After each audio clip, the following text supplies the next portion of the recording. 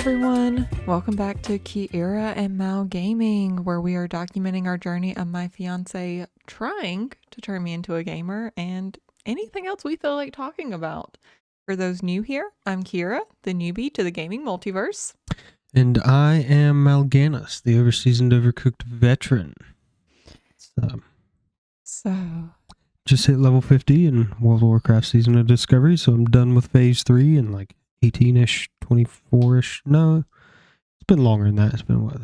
Open Thursday morning, Friday. Okay, so yeah, it's been like almost 64 hours. Finally knocked it out. Don't have to worry about the leveling anymore. Now I gotta get the runes. Yeah, and I don't even know the last time I played a video game at this point. It's been kind of hectic. Yeah, I feel like things just haven't stopped. But yeah, it's been it wasn't as bad as February, but it's been. Well, I feel like any free time I have is like it's enough time to go work out. Mm-hmm. And like do things to like take care of myself. It's tough in the middle of the week. There's days where it's like I get off work, I work out, I start choring, I blink, it's bedtime. Yeah. It's like awesome. Cool. And that's like, I mean, there's just so many things of like, especially like walking dogs, working my retail job on top of like my normal 40-hour a week. Like, it's just, I still struggle to understand how people find time to play video games. I was thinking about that the other day and I looked back throughout my life. So like when I was in college, I mean, per day, maybe 4 hours in classes. So I had loads of time to grind World of Warcraft. And this was back Siege of Orgrimmar. I wish. Well, I had like 4-hour lectures. But like I did all the reading kind of like already. Like I kind of knew everything, at least in like my 100 and 200 level classes. But it also like, took just 4 hours. Like I'm thinking back to my freshman year in my first semester. And I'm not exaggerating with this. I remember I had first semester, and this was my Monday and Wednesday schedule. Mm-hmm. No joke. I would have calculus first thing. I want to say it started at like 8:30 in the morning. An hour after that ended. Mm-hmm. I'm trying to think. Was it my sociology class that I had next? And then it was like everything was like perfectly spaced out. It was like anyone who's been to college knows it's like if you have like an hour between classes, it seems like a lot of time, but it's just like it goes so quickly by the time, like when you have to think about walking across campus, that takes 15 minutes of your time. Yep. Somewhere you have to like fit in time to eat lunch. Use the bathroom. Like I remember there was a lot of times where I would walk to like the student lounge area off the library, and I would like run through, grab a Chick-fil-A sandwich, be eating as I'm walking, and just make it to my chemistry class on time. And I had a few things like that. But it just seemed like it was... I remember I had this BS art class right before my 400 level 20th century war class that was really, really difficult. And the professor, he had like a 59-second grace period. And if you were late to the class and walked through the door, he would pull out a quarter and you had to call it. And if you won the call, you got to sit in the lecture. If you lost the call, you didn't get to sit in the lecture. So one day I got held over by the art professor and I was like, I need a note. Like, you don't understand this man. And she was like, who is he? And I told her who he was. And she was like, oh, okay. So she wrote me a letter, and like handwritten letter. Like, this is the only thing he's going to accept, because she knew who he was. Like, take this to him. So I walk up, I knock on the door when I get there, because it's on the opposite end of campus, same situation, because I had to run to it every day that I had lecture. And he smiled. He looked at me and smiled, because I'd never been late to one of his classes before. And he's like, I got him. And then as soon as he started digging in his pocket, I held the letter up and he was like, ooh, save this time. I was like, yeah, no, I figured you were going to do that. But yeah, no, it was just crazy like how things were, and which, I mean, did we talk about this in the most recent episode that I averaged like 17, 18 credit hours a semester up until like the end? I don't think you mentioned it in the last episode. I know we had discussed it, though. I know we talked about this, but yeah. But you finished with 2 degrees, though, in the end, didn't you? I finished with 2 degrees. I finished with no degree. Sorry, sorry to kind of cut you off there, but I finished with 2 degrees, and the original plan was to graduate in 4 years. So I went into college with 17 credit hours. And like I was going to finish the 2 degrees in 4 years. And I remember what happened and why I didn't finish in 4 years. So I was in 2 of the smallest programs on the college campus. And so a lot of the classes were only offered once a year. Not even once a semester. It was once a year. Oh, you ended up in a you can't be in 2 places at one time scenario, didn't you? And I wish I could remember what 2 classes it was, because I had like all my schedules laid out on how I was going to graduate in 4 years.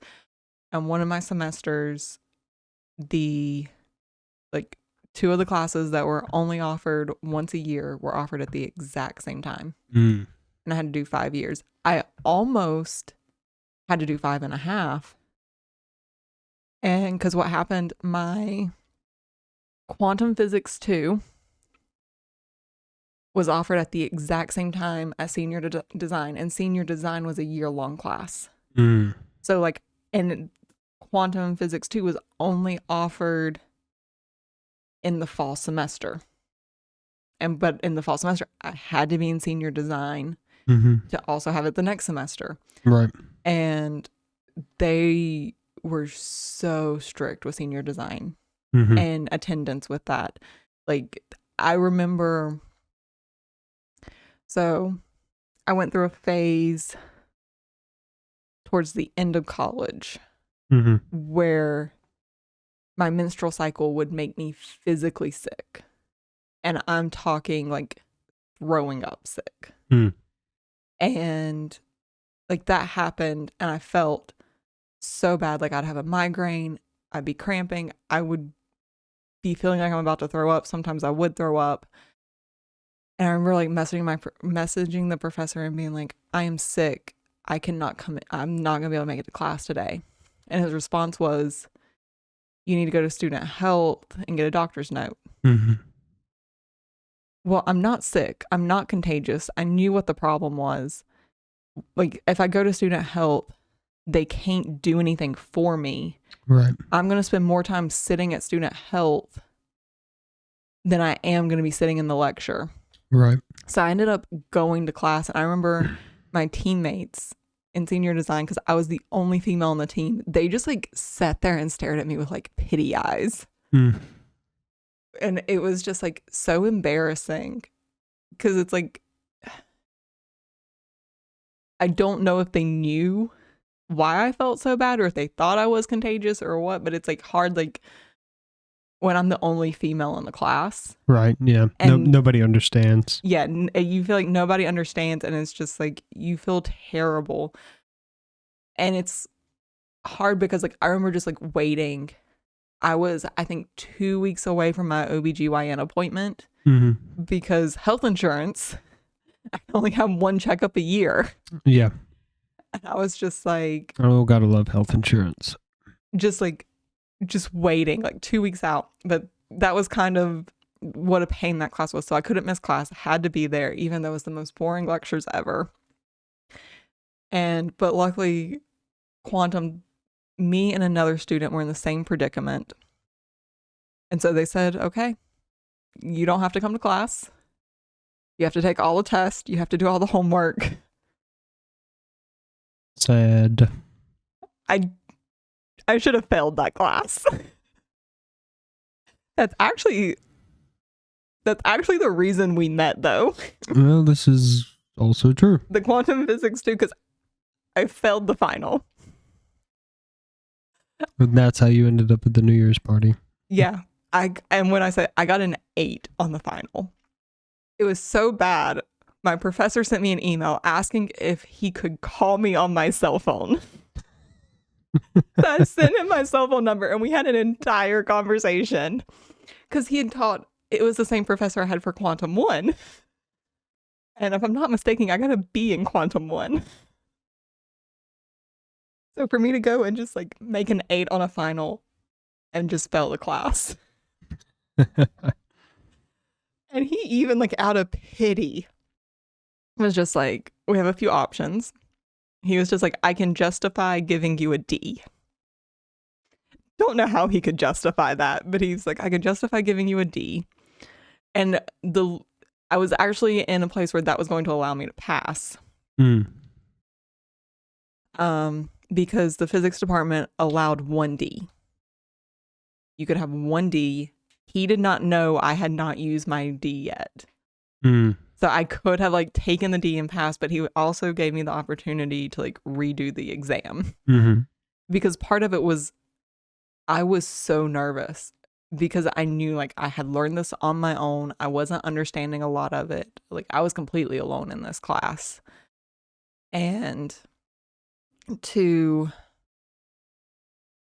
try to take this, like I had a panic attack during the exam. I remember like turning it in and like walking out, and I called my mom. I was just like, best case scenario is I got a 16. And it's funny because my mom had the same reaction that a lot of my students had, because they would always ask me the lowest grade I ever got. It was always, out of how many? I was like, that's out of 100. Yeah. No, it's best case scenario out of what I answered, assuming everything I put down on the paper was right. Yeah. I left questions blank because I just couldn't. I was so nervous I couldn't think. And then when I did the makeup exam, so I came back early to campus from Christmas break to study for the exam, ended up at a New Year's party that you were at. So if it wasn't for me failing. This is true. Sometimes failure leads to okay things. Yeah. But I retook the exam with a clear mind. There were questions I was looking at, like one question I was like, I don't know the equation to use, but I know my starting units and I know the units I need to end at. You just got to fill all the things in the middle. Yeah, I was just like, well, if I multiply these numbers together and divide by this, that gives me my units. So we're going to do that. And at least my units are right. And it ended up being the right thing to do. So the retake, I got an 80. Nice. So I passed. But like, it was almost like, because I remember like going to my physics counselor, like, what do I do? And she didn't even have an answer whatsoever. She was just like, we'll figure this out. I do not know. Yeah. But yeah, no, it worked out. But I remember because I was just like, oh my God. And the thing was, is the physics department, it had two. You could get a BS or a BA. The BS required like all the second versions of the class. So you had to take mechanics 2, electromagnetism 2, and like quantum physics 2. That was like the main difference. Right. And then like a BA, you got like more credits. And it's kind of a point of pride if you can graduate with a BS in physics. I was like so close. I was sitting here going like, oh my God, I made it to the end. I passed all of these classes. And just because like the timing of this one, I'm going to have to drop to a BA to graduate on time. And heartbreaking. It was just like, I remember like my counselor, like I walked out of her office with like no answer. She was just like, they had to go to the department head. They had to go to the professor. Like they had to talk to so many people. Right. For me to have permission to even just take the class without coming. Sad. But it worked out. Somehow. But before we jump into the meat of today's episode, if you guys are enjoying the content, please hit that like and subscribe button. Leave us a comment about your favorite games or miserable classes that you had to take. So after that intro, Yeah, we'll call that. Sorry, We'll I call that an rambled. intro. I rambled. How did we even get started on that? Oh, me taking 17, 18 credit hours. Yeah, something. I was back to my original point about looking back on my life and when I could play lots of World of Warcraft and crazy schedules. Like I feel like even when I started in my career now, granted I had no friends. It was literally work out, play video games, sleep. That was the rotation. I feel like not a lot has changed because I don't feel like the chores, I don't feel like I have more chores than I did then. I feel like I have less chores overall because we're dividing the workload across each other. I just have to cook for more people. You know what I mean? And we have the animals, but it's like I get home, I'll go do my first workout of the day if we're doing an afternoon workout, and then, you know, if I got any chores I got to get caught up, they get caught up, and then I'm like, I blink and then it's workout. I blink again and then it's like, all right, time to shower, time to get in bed. You know, it's like. So for me, I still feel like I have more chores now. Just because I'm kind of thinking, one, in college, like I had like a campus meal plan. So it was just easy to eat on campus. I didn't have to cook that much. So that was never really a factor for you. No. But then even like, and I'm even thinking of when I got out of college and like when I lived in Alabama, I'm thinking about my life then. I feel like I still had less chores because like I only had to do laundry for me. I only had to cook for me. I only had one bathroom to clean. And for the first little bit, like I didn't have any pets to take care of either. Now Mowgli is like 3 pets. He's simple. He has 3 pets because he cuddles for the same amount as 3 pets. He likes to cuddle. Wasabi only wants to be cuddled 2 times a day. And they're by me. And they're by you. Unless I'm sitting in this chair and I'm in the middle of raid, and then she tries to raid. So, but it was like, even when I was in Alabama, it felt like I had less to do. I still don't know if I played video games. I don't know when I would have time because like I had the same schedule every day. It was like go to work, get home, eat dinner, go to the gym, come back home, take a shower, maybe watch 30 minutes of TV and go to bed. How long did you spend at the gym? Maybe an hour, if that. Normally it was like 45 minutes at the most. And I don't know, maybe it's like a perception of time thing. But I also had to drive like, it took me like 15 minutes one way to get to the gym. So you're looking at 30 minutes on the road. So a lot of it was getting eaten by commute time. Yeah. And part of it too is like I refuse to get to the gym before 7 o'clock. Because especially like we had the military base nearby. And so there was just so many people in the gym. There was a lot of military people that would come to our gym off base. A lot of people coming straight from work. I mean, it was a really nice gym for a really good price. So I don't blame them. Right. I want to say it was like ranked like one of the top 5 gyms in the US at one point. Like, impressive. It was a really nice gym. But it was so busy between like 5 to 7 that I refused to get there before 7 o'clock. Right. So like I had my work schedule where I would get home, eat dinner, change clothes, and then like go to the and be at the gym by 7. But then it's like I'm getting home, it's already like 8:30.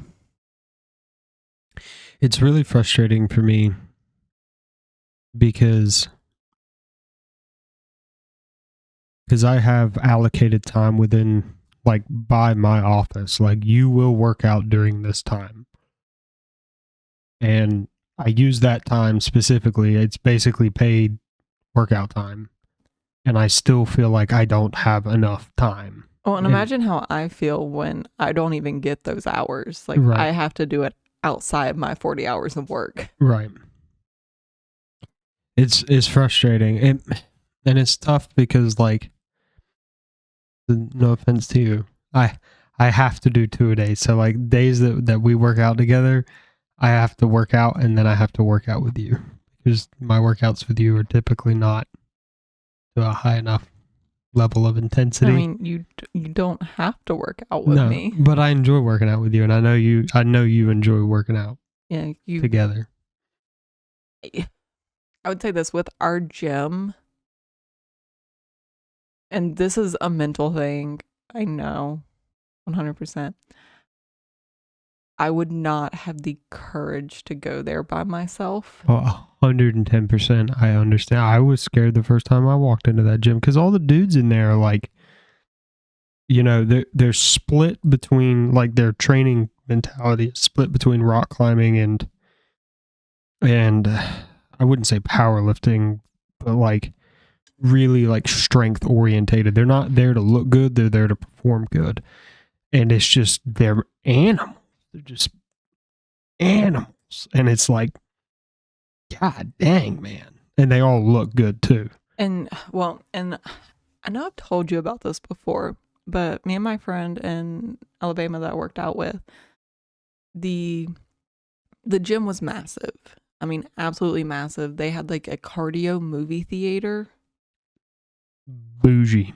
Yeah, it was not, and it wasn't expensive. I think I paid like $15 a month for it. That's some pre-COVID prices right there. Yeah, like it was. They had like recently opened too, and I think dealing with the pandemic, but they had so many members. It was insane. The amount of equipment they had free weights, they had machines. Did they have a pec deck? What's that one? Yes, they did. All I want's a pec deck. Like they had like everything, and they had multiples of them. The only thing I can think of that they had one of was the pull-up machine. Oh, where you rest your knees on a pad? Yeah. Yeah. They only had one of those, if I remember correctly. But whatever your comfort level was at the gym, they had something for you. And they had like all the free weights in one section. Me and my friend, we had dubbed that the scary corner because that's where like all the big guys would work out. You'd hardly ever see any females over there. And I mean, these guys were huge. Monsters. And like it was just intimidating. And, you know, we finally got comfortable enough at the gym and with what we were doing to go over there. But I feel like our current gym, it's just that scary corner. That's all they have. Okay, so like that is our entire gym. So the gym is the scary corner. Like the entire gym. I can definitely see that because it's literally just racks, free weights, and that's it. You can't just like show up to the gym and not know what you're doing. Like you have to go in like knowing how to use free weights, how to lift. Like you have to know what you're doing. And I feel like that's intimidating, especially someone who like took 2-year break from really lifting weights and exercising. Yeah. To get back into it. It's tough. I mean, I remember being straight out of the box and then going to college, and I was arguably the fittest I'd ever been in my life. And I was scared to walk into the gym because I'd never worked out in a proper gym before. It had always been like organized PT or whatever, you know. And then I was 18. I think I was left at 17, came back at 18. And then I didn't want to walk into the college gym because I walk in there and there's these dudes that, I mean, even to me, like even now, I'm in my late 20s and I look at guys that are 25 years old and I'm like, man, that guy looks old. You know, but like I'm older than them sometimes. But it's just, there's these monsters in there and I wasn't like buff big. I was just like all around kind of fit. And I was just like, yep, nope, not going in there. Too nervous. And I was still really socially awkward. I didn't know how to talk to people. And didn't you start in the spring? I did start in the spring, so I had no orientation going into college. So I just showed up. I went to the registration thing because they were tracking my situation. Started in the spring, and I just showed up one day, got assigned a dorm room with a dude, and moved in. And he was like, "What's up, man?" I was like, "What's up?" And I was like, "Did you just start?" He's like, "Nope, been here a semester already." I was like, "All right, man, cool. First semester for me." And then no orientation. I wasn't in any meet and greets. I wasn't in any tours. I had to figure out my way around the campus on my own. I had no support, and I continued to get no support as the years drug on. Well, and I'm going to say this. I don't feel like orientation to me was a bit of a waste. Because I felt like for us, it was like the main thing was like, this is the student union. This is kind of where everything happens. That was kind of the bulk of it. Like we met people, but I couldn't tell you who was in my group from orientation when I got back to campus. I think the big thing for me, it was not necessarily meeting people, but like a comfort thing. Does that make sense? Like the only reason that I made friends was, well, no. So my first semester, I didn't make any friends. Some people I went to high school, we ended up going to the same college, and I kind of hung around their group a little bit, but I was like, it was just weird. We weren't really friends in high school, and everything was kind of awkward. And I was a different person, I went through a very rapid change after high school. And then my next semester, when I actually started to make friends, it was because the RA I had at the time, him and I became very, very close friends, and he introduced me to his friend group, and that's kind of how I networked out. Yeah, so what I was saying is like, the point I was getting to make is with what I experienced in college, and it could be different for other people, but for me, it was like the first like 2 weeks of the school year as a freshman is the most important.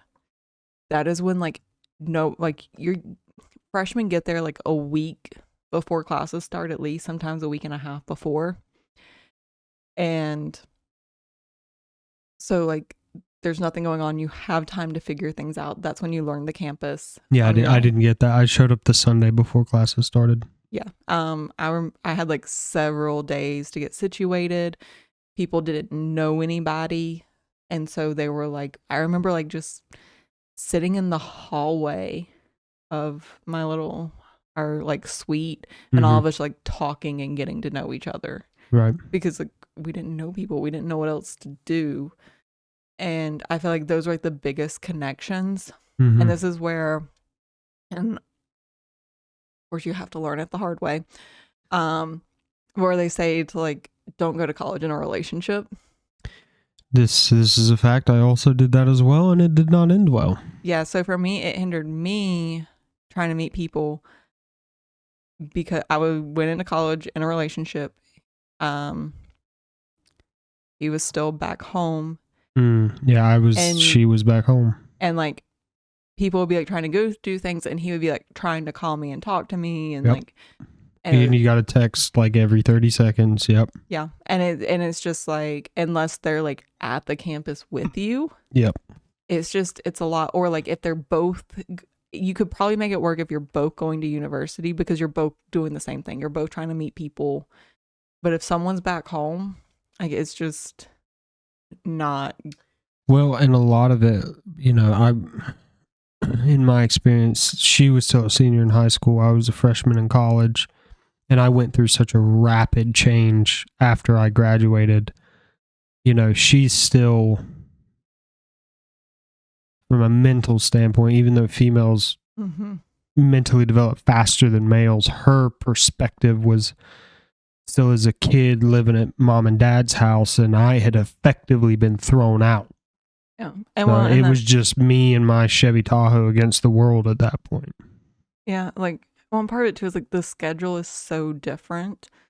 Like you might have downtime, especially if you're dating someone still in high school, you might have downtime at 10 a.m. between classes, and they're in class. And then my freshman year, I had a class at 7 p.m. my first semester. Oh yeah, my first semester, I think it was 7 p.m. as well. I had a biology lecture at like 7 or 8 o'clock at night in the basement of the library. I had class, it was I want to say it's like 7:15, something like that, 7 p.m. English 101. Love the professor. He was great, but I hate English. English 101. And I'm talking, it is the furthest corner of campus. My freshman year was insane. I had my English and my calculus class. I'm talking, I was trying to find where my calculus class was. And I went up to seniors on the campus, and they legit told me that building doesn't exist. They were just messing with you. No, like nobody knew what this building was. Even the professor didn't know. He had to ask. Like, I got to teach this class where? And it's like the smallest building. It's like on the original part of the campus. Right. It hardly ever gets used. And it was like, you expect for like math classes to be in the math building. Right. It was not in the math. I thought this was an English class. My calculus class. Oh, okay. English class. So it was like, my calculus class was like the furthest, let me see. So it was like the southern east part of campus. And then calculus was the like northeast, or English was the northeast part of campus. Oh, okay. And then a lot of people didn't know where my English class was because it was 3 buildings all tied together and they look like one. And as you find out, they all just kind of, I can't remember if it was like, and I'm talking like it was the furthest one to the right, furthest to the east. And I can't remember if it was the left or the center building that like everyone just called the whole thing by. And that place was like a maze. So that was interesting to find. But yeah, like my calculus class, it was in this building with the strangest name. People questioned how to pronounce it. And no joke, multiple people told me the building did not exist. And they were legit like looking at my schedule like, that's what your schedule says. Looking at the map, like seniors were looking at the map trying to figure out where it was. I think when I started, they hadn't finished a lot of the new buildings. Still a lot of the old buildings, so it was kind of not that big of a deal. Like I just about said barracks. My dorm, the first dorm I lived in, didn't have AC. So that was rough. Typical for... Yeah, and it was male female segregated as well. Females on one side, males on the other. Like two separate buildings with a connected common area.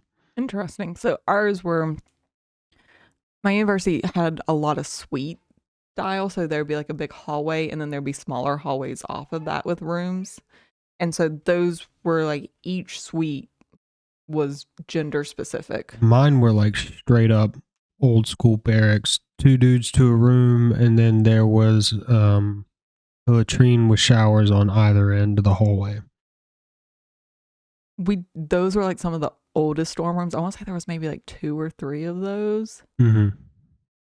And I know a lot of like the like juniors and seniors that didn't want to move off campus, they would want to live in them because like hardly anyone wanted to live there. And they weren't used, so like we had these things called like living villages. So I ended up in the engineering village because I was an engineering student, and you didn't have to be in them, but a lot of freshmen did because it gave like a sense of community starting out. You see the same people repetitively. Yeah. And they like helped you adjust in certain ways and did activities. And like with engineering villages, we had extra things to help us with like getting ready for our called the CODA change of degree application, because all our degree was first year engineer. That was all of our degrees, and we had to apply for our major essentially. So we had a lot of extra things to like help us figure out what major we wanted, help with classes. Like there was extra tutoring in the village that we could go to. And so there was a lot of benefits, but so a lot of freshmen would go into those. So seniors would go to the like hallway style, because freshmen didn't want to live there, and the villages were always in suite styles because of how they could group students together. Okay. Yeah, it college was definitely an interesting time for me. I still need to go back and finish my degree, but trying to get us back on track of the podcast. Yeah. Since we keep running away in the opposite direction. So finding time to play video games. Yeah. So like last phase, life was crazy. So it took me like 3 weeks to finish leveling to get ready for raid. And this phase, time's actually getting allocated relatively correctly. We won't mention the incursions and how busted that XP farm was. And I farmed it out in like split across 3 days, 12 hours of leveling. Like that just rolled right through it. But apparently they're nerfing it on Monday, so that sucks. It's so literally the entire zone right now is just slam packed full of people trying to level their alts. Oh, He's so mad. Poor baby. He's like, I can't see her. She's abandoned me. Oh. And he knows I cheated on him with another dog today, so. Oh no. Can't be having that. Yeah, he hates when I go walk other dogs, come home smelling like them, and. Yeah. I gotta figure. Oh, I'm in the AFK channel. I was like, why is Discord pinging me right now? I'm in AFK, that's why. Aha! There we go. But yeah, so. Oh, I haven't told you about my ongoing rivalry with the Shadow Priest in my raid team, have I? No, you haven't. Yeah, so we're becoming pretty good buddies now, but it's like every raid at the end of it, he's like, just drop the parses, go check him out. And I'm like, oh my God, this guy. I mean, and he's young and I think he still lives with his parents. So he's got a lot of time to play and practice and farm things out. And I'm just like showing up like, all right, fellas, we're doing it. You know what I mean? And I'm still, I think I've still got a lot of leftover natural talent from my earlier raiding career, a lot of discipline that was built then that's I'm using now. But it's fun to have a DPS rivalry again, and it not be predicated on if you do less than this guy, you're getting dropped from the raid. It's just more of us like ribbing each other. That was one of my big things when I joined this guild. I was like you guys don't do like if you parsing drops or anything like that. And they're like, no. They're like, we're just here to have fun. If we don't clear the content, we don't clear the content. That's fine. Nice. That sounds more relaxed. It is. It's stressful when you're in a progression team. That's like, all right, if you're not, you know what I mean, going ham sandwich. It's like it puts so much pressure on you to do things in the game that you don't enjoy, and the game has already drifted so far, like in retail, into things that are like, I don't enjoy doing this, but I have to do this so that I can progress.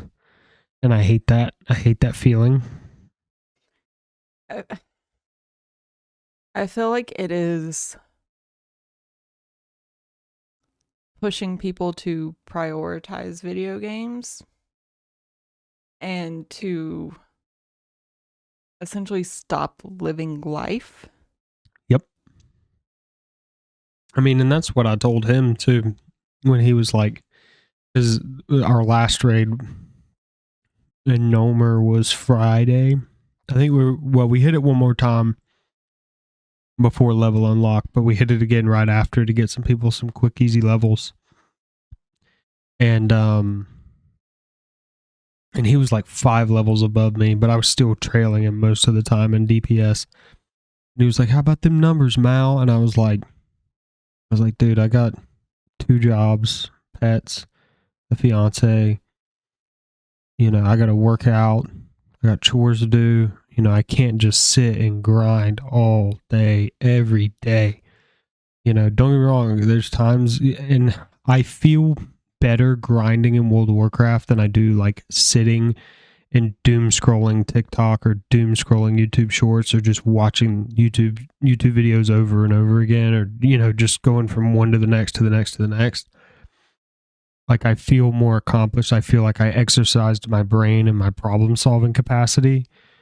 But like, I can't just go do the same menial task over and over and over again. Because people are like, why are you always broken World of Warcraft? Well, I'm not broken retail, but that's because I've been playing way too long.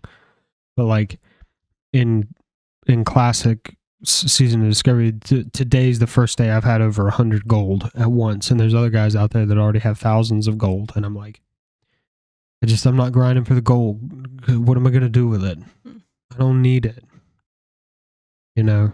But some guys, that's their target that they want to aim at. For me, it's not. For me, it's clearing raids, and that's all that matters to me is clearing raids. So if you don't want to clear raids, then I'm not the guy to play with. You know, don't get me wrong. I love having extra gold because it makes raiding easier. But there's a certain break point where it's like you could have 1 billion gold, but it doesn't make you a better raider. Yeah, I can see that. And then those guys, they just buy their way into raids and get carried. But that is a topic for another day. So, But yeah, you kind of wrecked my whole train for this podcast. I was like, okay, we got these 2 topics. I haven't really scripted anything. We're going to get it worked out. And then you were just like, college. And I was like, okay, going to let her roll on that. Yeah, and I was like, sorry. I'm not stopping her. I always get us off topic. Yeah, it's been, what, 4 podcasts in a row now? Like, written a whole script. Not like scripted word for word, but like, okay, we're going to go from this talking point to this talking point, and this is section 1, section 2, section 3. We hit section 1, and then boom, right off the wall into left field. Yeah. So, okay. This has been my life. Let me see if I can get us back on topic. So you coming back to play World of Warcraft at some point? Hopefully, maybe, fingers crossed. So Cataclysm? Yes, no? I think where I'm struggling at and kind of talking about finding time and priorities and stuff like that of I'm on a computer all day.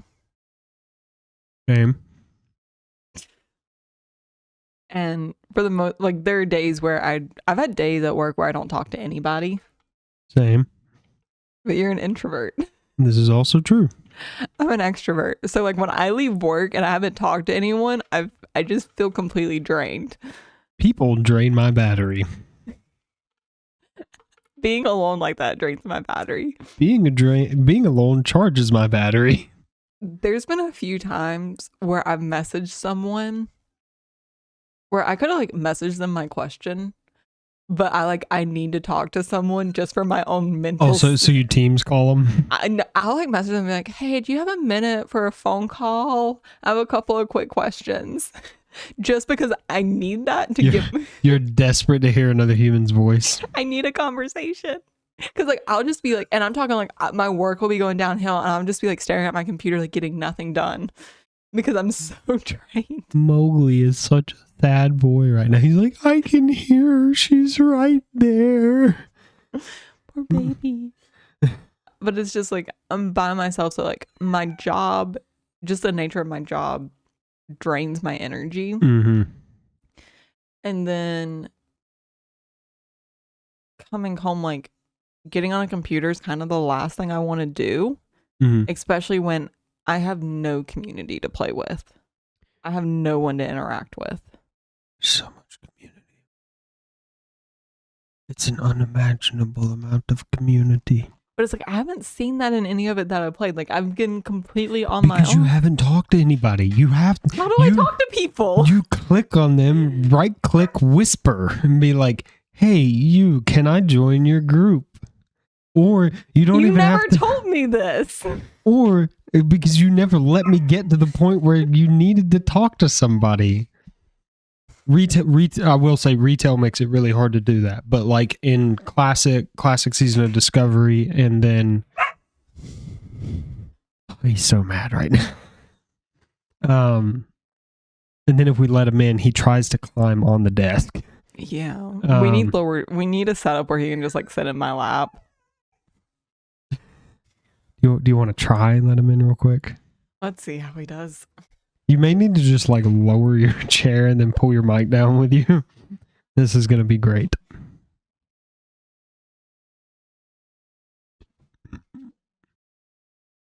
Mowgli.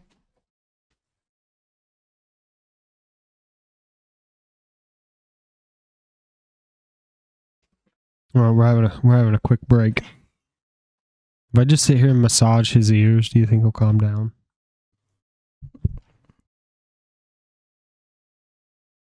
Is that a little bit better? You may have to go all the way down. I feel so short. Yeah, I am a fan of the high top desk. I'm not. I would like better chairs. Well, when we finally get monetized, that people watch the content. With that, don't forget to like and subscribe. Yeah. Yeah. So I will say in retail it is difficult to like, because the game is structured more for solo play in retail, and to not drive people together to form bonds and work as a team.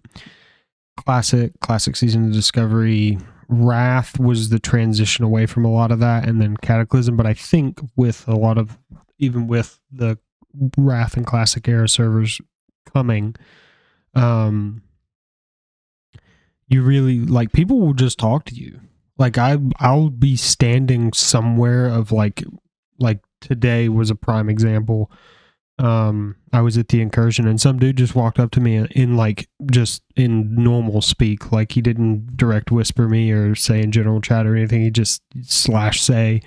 He was like, "Hey man, can you summon a portal for me real quick? I'm trying to summon my friends." I was like, "Yeah man, no problem." So like we joined the group. It was him and his buddy were on the ground. I pulled up a lock closet and then, you know, we summoned his team and he was like, "Hey man, thanks a lot for that." You know, and then they were like, "You want to join our guild?" And I'm like, "I'm already in a great guild, man, but thanks for the invite." You know, so it's like the game back then drove people together to interact with each other, and a lot of newer stuff doesn't drive that. But like, I'm already in a guild. Like, just come join our guild. You'll meet people, and they'll bully you into having fun, like they did me. Because I just wanted to raid, and they're like, "Come to community events," and I'm like, "I don't want to. There's people there, and people scare me." Well, all I want is to interact with people. I mean, World of Warcraft can be like the socialites game. The thing is, you have to come hang out in the Discord, though, and you have to make a character. So you can be invited to the guild and then come to the Discord and sit in there and listen to people complain about things. Because a lot of them have the same exact job you have, and they all complain about the same things. It's hilarious. People just need to make up their minds. The color is irrelevant. Make it whatever you want. Not when half of management is colorblind. Don't make it red. So the problem is, red normally means bad and green normally means good. And sometimes they get them switched, don't they? When they're colorblind. We have a whole like color. We had like someone had to take a day to figure out a color scheme we could use. Oh, is it like off pastels and magentas? It was at one point. Now we've changed it, and they kind of like rebranded the office. So it's a lot of like yellows and navies and blues. Navy and blue is the same thing. Well, navy is a very dark blue. I forgot that there's like lighter shades of blue in there when I said it. So it's like there's shades of blue, shades of gray, and like shades of yellow. And there's like a couple of other like random colors thrown in. Right. That we use if needed, but we try to stay away from them because they're not as pretty. Understandable, yeah. But yeah, that's been fun to deal with. Hey, look at that. He's sitting like a good boy. But yeah, color is important. Color is very important. And color can have a lot of meaning behind it. This is also true. So. But yeah, no, I think a lot of it is like you just need to try, and like I can introduce you to people. We still kind of need to work on the like getting the left hand to talk to the right hand and the right hand to talk to the left hand problem we keep kind of having. But World of Warcraft is a little bit slower than a plane flying at 300 kilometers an hour at the ground on fire while being shot at. Well, and then, and I'm going to say this, the other part of it too is being worried like essentially being bullied. Oh, And yeah. especially like when my friend just had this experience happen, Mm-hmm. like it's like very concerning. Of it's like, okay, like, yeah, you can, sorry, I got a text message, but I got distracted for a second. Of like, it's great that, you have connections and you can get me into the guild right away. That doesn't mean that people are going to enjoy playing with me. So you definitely won't be bullied by a guildie, that's for sure. And this isn't like me being like, oh, I can get you into the guild, no problem. Like if you started playing right now and walked up to one of them and was like, hey, can I join your guild? They'd be like, yeah, sure, no problem. Like you're not even telling, it's not like I'm some bigwig famous person in the guild. Like I'm just another random dude. I have made friends being in this guild and it's been an enjoyable experience, but it's scary. Like when you know that there are people that can be. It was super scary for me because like I haven't been in a guild since 2017. That's how long it's been since I've been in a guild. And that's like 2011 to 2016 was when I was on top of my game. Like I was like progression rating, like pushing the boundaries, like not like I was in Paragon or anything like that. But like for just an amateur dude who didn't get paid to play and wasn't a streamer and just was on a probably top 5, top 10 guilds on my server, probably in the top 100 of our server group. Like I was on top of my game. So now it was definitely scary for me because I saw one of the GMs advertising like day one in the starting area. And the only reason I joined the guild was because their raid times lined up with our schedule. I was like, yep, that'll do it for me. I wanted to raid. I was like, I want to raid in Season of Discovery because it looks cool. And they had their raid schedule posted. And I was like, yep, sounds good. Can I join your guild? He was like, yep, no problem, man. Here's your G invite. It's like, sweet. And they make it really open-ended. Like, they don't try to, like, pressure you into doing things. Well, and I think that's the other thing, too, of, like my retail job. The amount of times that my manager messaged me on, like, a random Wednesday is like, hey, this person called out. Can you come into work this evening and do the closing shift? And it's like out of nowhere, my schedule's changing. You can tell them no, right? And I do. That's a them problem, not a you problem. I'm aware of that. And I did say no this past week because I couldn't. It took a little bit of encouragement though. You almost said yes. Well, my work schedule just didn't allow for it to happen. But it's just like. And like the big thing is like, so my team and pretty much all the teams function this way for the Raiders is like sign up goes out. If you're on that team, so I'm red team. There's red team, blue team, purple team. So I'm red team.